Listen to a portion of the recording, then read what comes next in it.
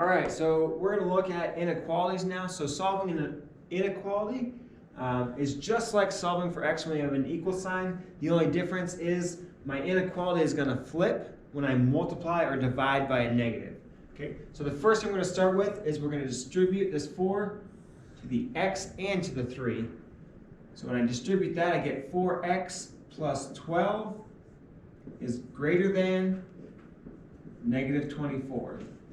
Okay. Now the next thing we're going to do is we're going to try to get x by itself. So we're going to subtract 12 from both sides. And that's going to eliminate it from the side where x is on, which is what we want. So I end up with 4x is greater than negative 36. And notice I didn't flip my sign because we're subtracting, we're not multiplying or dividing by a negative. So next, to get x by itself, opposite of multiplication is division. So I'll divide both sides by 4.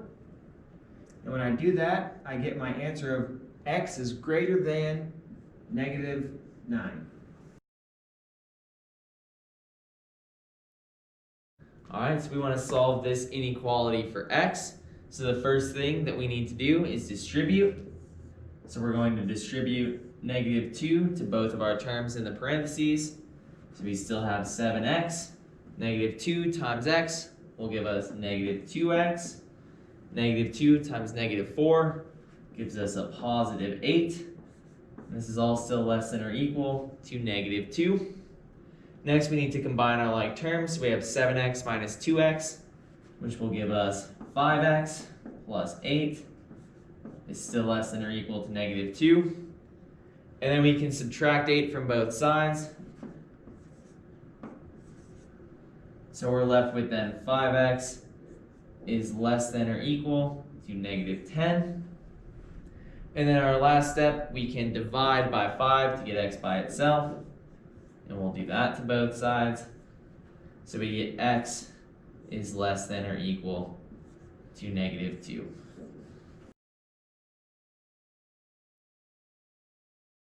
During this example, we are solving an inequality. So the first thing that we have to do is distribute the negative 3.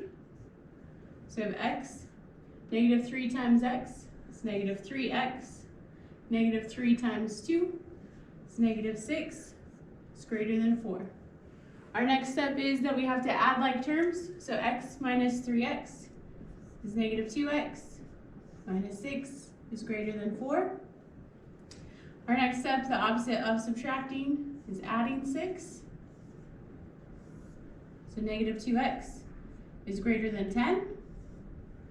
Our last and final step, we have to divide by negative 2 because that's the opposite of multiplying. So we get x, and we get negative 5 over here.